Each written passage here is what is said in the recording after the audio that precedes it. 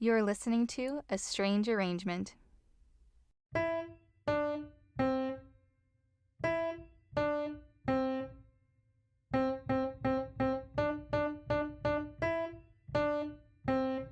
That is Hot Cross Buns. 17 humble, uncomplicated notes. No embellishments, no tricks. Usually not even harmony. More of a moment than a tune. But in most American classrooms, this song is the student's first major milestone. These 17 notes stand between the young music learner with plastic recorder in hand and the simple yet cherished phrase, "I can play a song," where students see the gravity of their unlocked potential. Then you get older and you forget about it, or you resign it to forever being a song for children, kids stuff. I'll admit it, that's what I did. I was afraid to send the song to guests because I thought it was so simple and so short, and maybe it would be too limiting for an interesting arrangement. So I moved on. I went looking for other, more interesting songs. So then out of the blue, totally unprompted, I get an email from James Fernando, who was one of the guests from season 1. And he said, "Hey, I made this arrangement of Hot Cross Buns for my new album coming out. Do you want to talk about it, maybe on your podcast?" And he sent it to me, and I listened to it. And I said, "Yes, absolutely, because we need to talk about this. We need to talk about how he went from this to this." Like, what?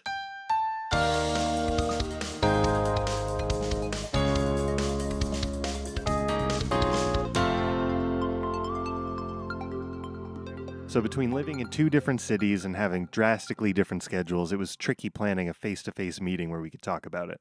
But I managed to catch him at Kramer's Bookstore, which is my favorite place for books, drinks, and jazz, and where I've already talked to another guest on this show. He was in town rehearsing for a new musical production about a local DC music teacher called Dear Mr. Duncan. We grabbed a table in the back corner, James with his collapsible bicycle, me with my unruly tangle of microphones and wires. So you're going to hear like dishes and chatter in the background, and you're going to hear one really excited baby. So you've got these... But I'm happy to share this place and this conversation with you. And if you do find yourself there, definitely get the French soda. I'm telling you, it is to die for. Okay, enough about that. Here's my conversation with James Fernando on his arrangement of Hot Cross Buns. All right.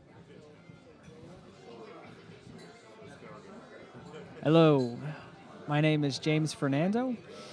I'm a pianist, composer, and electronic musician based in Philadelphia. Used to live in DC for a few years, which I believe is how Rob and I got acquainted. And I have my 5th album, Piano Poetry, coming out on Friday, February 3rd, 2023. And the first track, or one of the first tracks, is Hot Cross Buns, which is what we're here to talk about. And we are here at Kramer's in DuPont Circle in D.C. All by ourselves. All by ourselves. Not a soul. It's a ghost town here. But yeah, thank you for meeting me here in the midst of your busy performing, rehearsing schedule. It is my pleasure. Thank you for having me. Asked you to come down and talk about this one because you just sent it to me, unprompted. And it's Hot Cross Buns of all things. It's just 17 notes alone, usually without harmony. So what was the impetus for taking this of all things and turning it into this full-blown, like full score, difficult piano arrangement? I've always been really interested in finding intrigue and beauty in things that we would often just gloss over. And I think Hot Cross Buns is one of those pieces. You know, you pick up an instrument, it's likely the very first thing that you might learn how to play, given that it only contains 3 notes. It's this nursery rhyme we've all heard 1,000 times, and most people, you see something like that and you write it off. And I wanted to take on the challenge of reimagining it. I think perhaps in the back of my head, I was thinking a little bit of Mozart's Twinkle Twinkle Little Stars arrangement. I always found that really fascinating for much the same reasons. My Hot Cross Buns is a whole lot shorter, and it also uses a lot more modern techniques. And that brings up an excellent point, too, because a lot of people might not know that Twinkle Twinkle Little Star was a Mozart piece, and it's that theme, and then he does 12 variations on it, which are faster and slower and minor key and triplet feel. So when you created this arrangement, it felt a lot like theme and variations with a more modern twist on that style of writing. But is that what you were going for? Is that kind of the idea of the piece? To me, almost all music is already theme and variations. If we just take without listening to my version, the version of Hot Cross Buns that we're all familiar with, I think the theme is stated in the first 3 notes. It's repeated in the next 3 notes. And then when we get to 1 a penny, 2 a penny, that is certainly a variation on, outside of the lyrics, of course, it's a variation on that initial statement in that it's retrograde, and now we've got some repeated notes instead. And I think most music is theme and variations in that way, and that we're taking motifs and developing them and creating a narrative with these melodies. In terms of form, I was also, I think, getting some inspiration from fugues. This work is kind of fugal in nature in that, that statement is made in one voice, and then a second voice enters and makes the same statement, then a third voice enters and makes the same statement. Meanwhile, the voices that were already in continue to develop and, create this whirlwinds around the actual theme, which is present throughout. But again, I liked to make it a little bit more modern, and I also try not to follow the rules too carefully. If you dive into some of these little details here, you'll see that, maybe I set up a pattern and then I take a left turn from that pattern. Not because I didn't know how to keep the pattern going, but because I thought I could breathe a little bit more life into the music by straying away from it and keeping an element of spontaneity. And I like to think of form in much the same way, that it's really important to me in the amount that, or in the sense that having a form creates an organization and helps you structure a narrative arc to a piece. But I don't feel like I need to follow any specific form very carefully. You're talking about these different lines and these voices and talking about a fugue, which is this contrapuntal music, most famously written by Bach, which is tremendously difficult because you have these different melody lines coming in and doing different things simultaneously. And you only have so many fingers. Yes. And you're trying to balance all of this going on, and you have a very similar thing going on in a very odd time, no less. And the last episode we were on, we talked a lot about voice leading, specifically chordal voice leading, which is like this note leads more naturally to this note, or like kind of the chords flowing together with the melody. Sure. This is more extreme. This is, you have these different melodic pieces repeating, and they relate to the chord structure that you have, because the chords don't really change too much. I think there's variations on them, or extensions on them. But your voice leading, how do you get all these different melodic parts, these different voices that are happening at the same time, to balance and work together? I think part of that happens organically in when you impose two structures upon each other. There's a part of us as humans that want to put those things together. I think if you and I decided to count down from 3 and make two noises that we were going to then repeat over and over, it might not sound good, but we'd start to hear how they come together, and the way they interact would begin to make sense. I think that is just part of how we hear music. As far as other aspects of it, I'm always looking towards cadences. I think of music as being lots of tensions and releases, be they melodic, harmonic, rhythmic, metric. There's a few other, routes we could go down. All of the great composers I've noticed create forward motion. Brahms especially, he's the guy who I had a eureka moment when I was studying a Brahms intermezzo, where they're aware of all of these various tensions and they release them all, but at different points in time. So the only time where all of the various tensions and releases that you could imagine sync up is the final note, because that's when you no longer have any forward motion. So if you're looking at measure 33, for example, this section, the third 8-measure section, I set up this 4/5 rhythm, where we've got groupings of 3 eighth notes plus an eighth rest.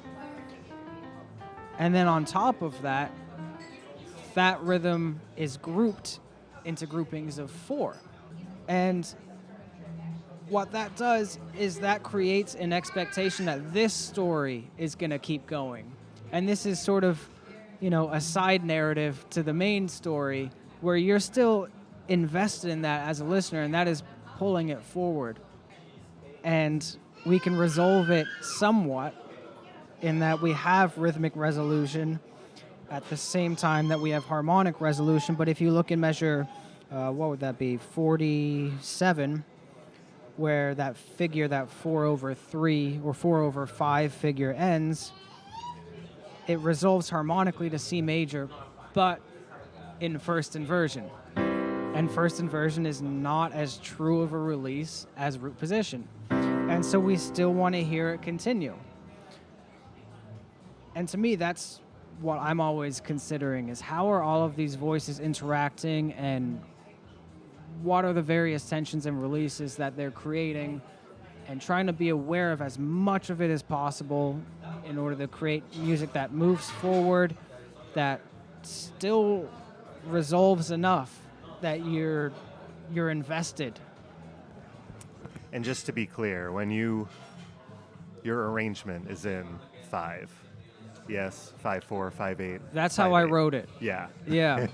Yeah. When you put pen to paper, it was Exactly. it's the first theme comes in 4/4, Yep. and then the variations are all 5/8.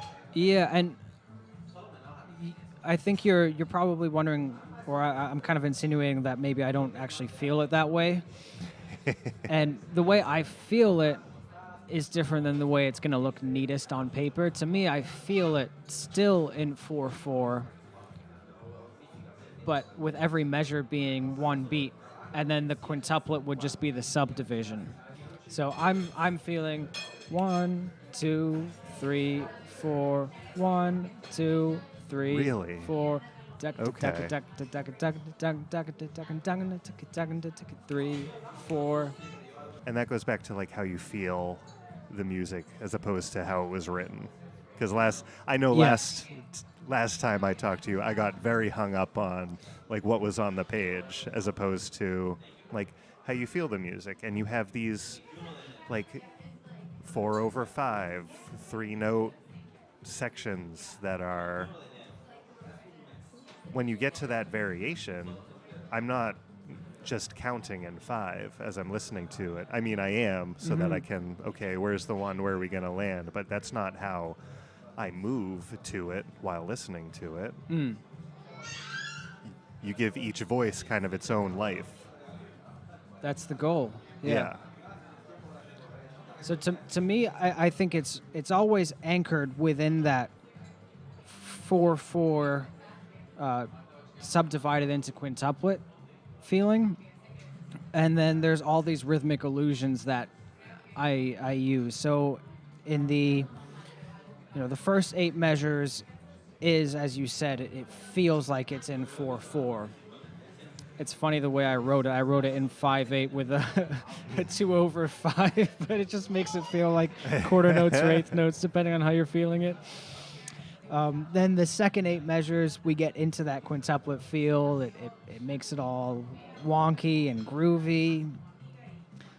The third 8 measures, we have that 4/5 feeling. The fourth section, we then have a 3/5 rhythm that sort of cuts through it, and we get invested in that narrative as well. Then the fifth section, we have groupings of 7, which just extends that cross rhythm even further. And then I bring it back down, and in those last 2 sections, we're just very tied to that groove that I'm always feeling it in, even though there's these other grooves that are implied over top of it. I guess one thing I always feel the need to remind myself of this when I get into these very academic conversations, even, in my own head, is that it just has to feel good, and to me, you can quantify academically a lot of things that feel good, right? I think these cross rhythms feel really cool. I think they're really exciting, which is why I was exploring them a lot. But when it comes to how I make all these decisions and how I would suggest, other composers who are up and coming to make similar decisions or different decisions, is just, does it feel good? Does it sound good? And does it fit the aesthetic that you're going for?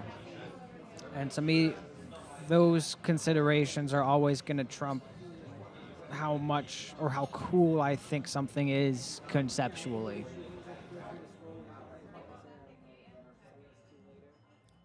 And now, here's the whole arrangement.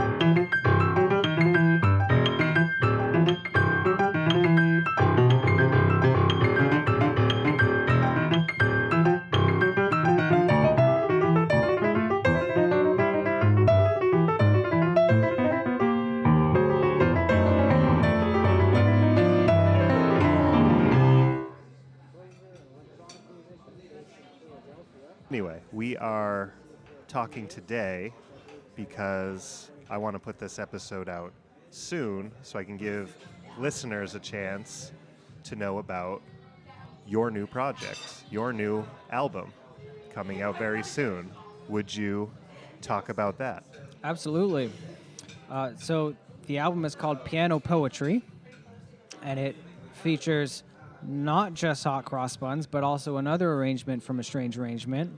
We've got Auld Lang Syne on there. And then I've got 8, I believe, of my piano poems, which are just really short pieces. And then on top of all of these short piano pieces, we've got a handful of collaborations. So I have one with my friend Phoenix Lazar that came out already.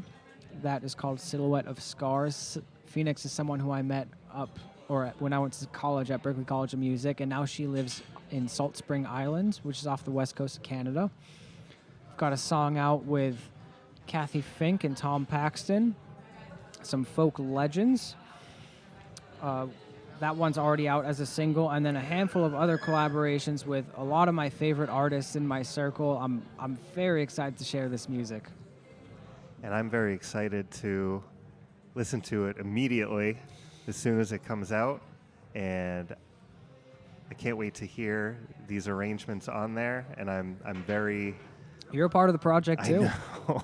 That blows my mind. And I'm very honored that I got to be adjacent to this project that you're working on. And I'm very excited. You're not adjacent. You're in it. James, thank you very much. This is awesome. Oh, it's my pleasure. Thank you, Rob. Thank you. I feel good. Does that feel good? So too. Yeah. A Strange Arrangement was produced by me, Rob McCarthy. I edit and mix the show, and I wrote our theme music. Our artwork was done by Daniel Joel Newman, and you can find more of his work at danieljoelnewman.com. Special thanks to Elizabeth Stahl for notes and for that voice that you hear at the beginning of the show. And be sure to check out our website, asamusicpodcast.com, for sheet music, artist bios, and ways that you can get in touch with us. James's album Piano Poetry is available now, so check that out wherever you stream music. On February 7th on his website, his sheet music will be available too, so go to jamesfernando.com for that. Thank you so much for listening. We'll see you next time.